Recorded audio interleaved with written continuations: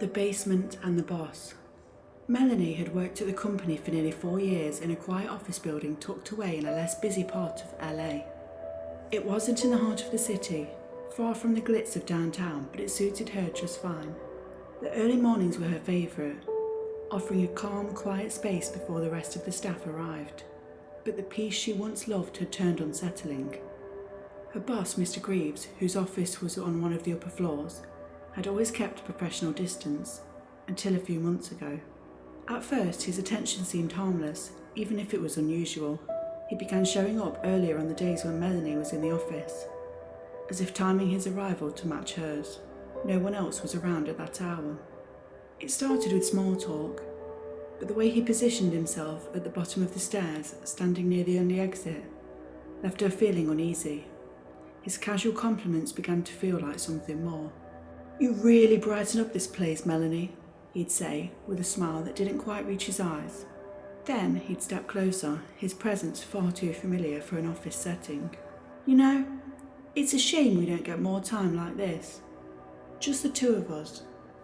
She'd laugh awkwardly, trying to deflect, but his behaviour became harder to ignore. It wasn't just the words, it was the way he lingered, always finding a reason to touch her arm or ask for a hug when no one else was around. She couldn't help but feel trapped, the stairwell behind him like a barrier to her escape. The other employees had started to notice too. HR received complaints about the way he watched her, how he seemed fixated on her movements. The whispers grew, and it wasn't long before the higher-ups caught wind of his obsession. They had to intervene, but Melanie didn't know the full extent of his fixation. Each night after leaving work, Mr. Greaves would sit in his car, parked just a block from his home. Hidden in the glove compartment was a photograph he had taken during a company event nearly a year ago. In the picture, Melanie smiled, surrounded by other co-workers, but Mr. Greaves had only kept her image. The rest of the group didn't matter. He would pull out the photograph and stare at it in the dim light, tracing her face with his fingers. Every night before going inside to greet his wife, he'd kiss the photo.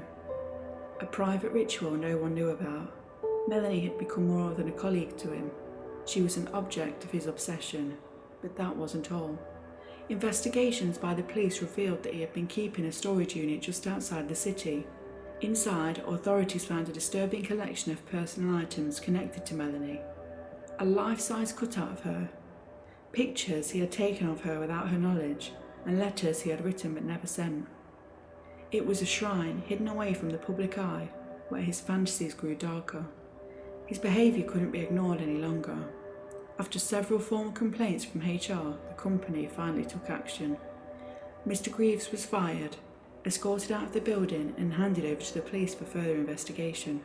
Melanie had hoped his firing would be the end, but the legal process revealed much more than she ever expected.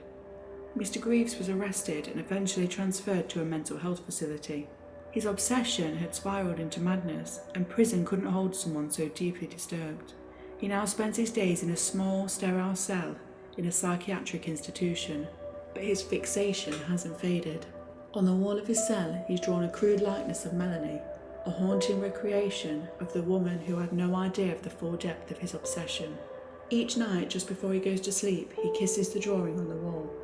It's all he has left of her, a final act of worship in a world where he no longer has control. And then Melanie tries to move on, living her life far from the shadows of his obsession. The unsettling feeling remains, a memory of how close she came to being swallowed by someone else's dark, twisted mind.